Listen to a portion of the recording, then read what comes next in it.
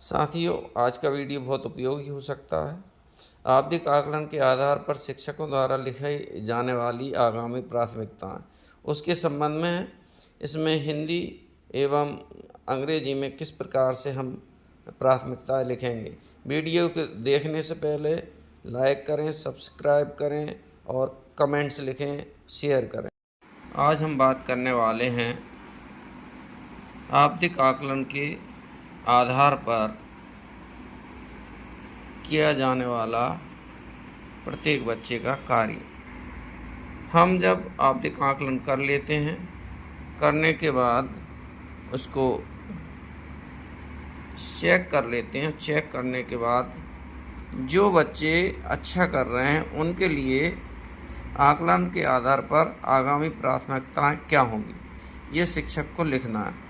तो आज मैं जैसे ये जो वर्कबुक है वो एक बिना सहयोग के करने वाले बच्चे की है, तो उसके लिए प्राथमिकताएं होंगी। और अधिक कहानी कविता सिखाना है। वर्णवा शब्दांश को एक सीध में लिखने के अभ्यास की आवश्यकता है।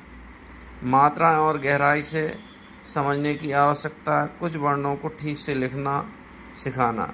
श्रुत लेख में कुछ गलतियां हैं जिनमें सुधार करवाना। इस तरह हम जो बच्चे थोड़ी आवश्यकता वाले हैं या स्वयं से कर रहे हैं उनके लिए शिक्षक द्वारा वर्कबुक में, प्रत्येक बच्चे की वर्कबुक में आकलन के आधार पर शिक्षक द्वारा अपनी प्राथमिकताएं लिखना है।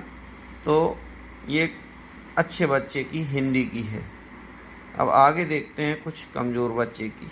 अब देखिए, ये कुछ अधिक आवश्यकता वाला बच्चा है, उसका हमने आकलन किया।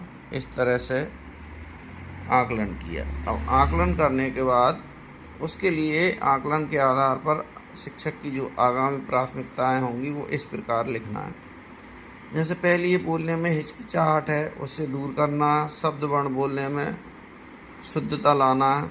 शब्दांश पर अधिक ध्यान देने की आवश्यकता। वर्ण शब्द लेखन में सुंदरता व शुद्धता की आवश्यकता। सुनकर लिखने में समस्या तथा श्रुत लेखन हेतु अभ्यास किया था।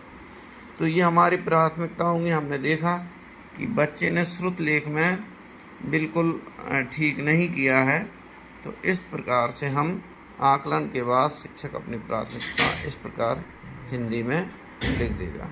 इस प्रकार हम देखेंगे अब कक्षा 2 की अंग्रेजी में कि किस तरह से हमें अपनी शिक्षक अपनी प्राथमिकता लिख। अब इस प्रकार हम कक्षा 2 की अंग्रेजी का आवधिक आकलन कर लेते हैं और उसको चेक कर लेते हैं। चेक करने के बाद में हम फिर अपने आगामी प्राथमिकताएं लिखेंगे। इस तरह हमने जांच की। ट्रैकर के आधार पर हम निष्कर्ष निकालेंगे। ये स्वयं से करने वाला बच्चा है। इसमें कुछ यहाँ पर देखो, इसने थोड़ी सी गलती की है।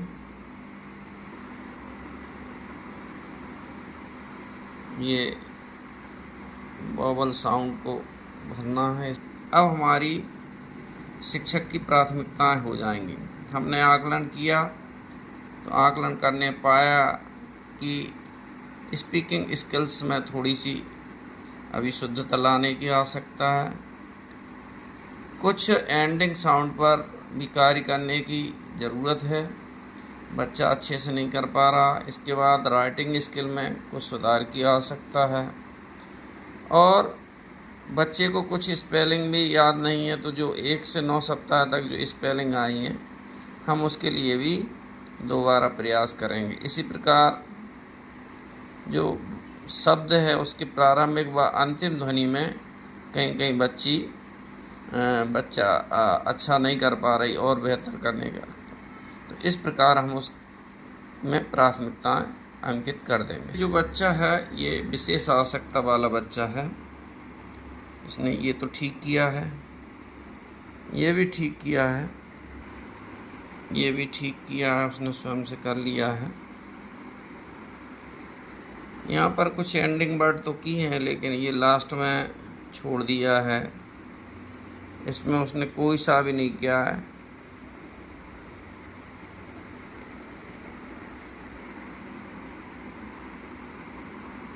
इधर उसने कुछ थोड़ा बहुत किया है, मगर वो उसे अभी बहुत मदद की ज़रूरत है। इसमें भी थोड़ा सा थिंग में छूट गया था उसका। इसमें उसने समान ध्वनि वाले शब्दों को चित्र से, इसमें भी कोई अच्छा नहीं कर पाया है, उसकी समझ विकसित नहीं हो पाई है। इसमें मिडिल साउंड को टिक करना थी, लेकिन और ना तो उसे टिक किया, ना ही उनको खाली स्थानों में ब्लैंक्स में भरे हैं। अब हमने आकलन कर लिया। आकलन के बाद देखेंगे कि शिक्षक की क्या प्राथमिकताएं होंगी। तो इसमें पहली तो होगी प्री राइटिंग स्किल में सुधार की आवश्यकता है। लेटर साउंड पर विशेष ध्यान की आवश्यकता, क्योंकि बच्चा नहीं कर पाया था। बावल्स के शुरुआती एवं मध्यम साउंड को भी पहचानने में उसको समस्या आ रही थी। अपन ने देखा था कि उसके फिल इन द ब्लैंक्स में भी नहीं भरा। वर्कबुक में दिए गए स्पेलिंग जैसे फ्रूट, एनिमल और थिंग आदि का भी उसको बहुत अभ्यास कराने की आवश्यकता है।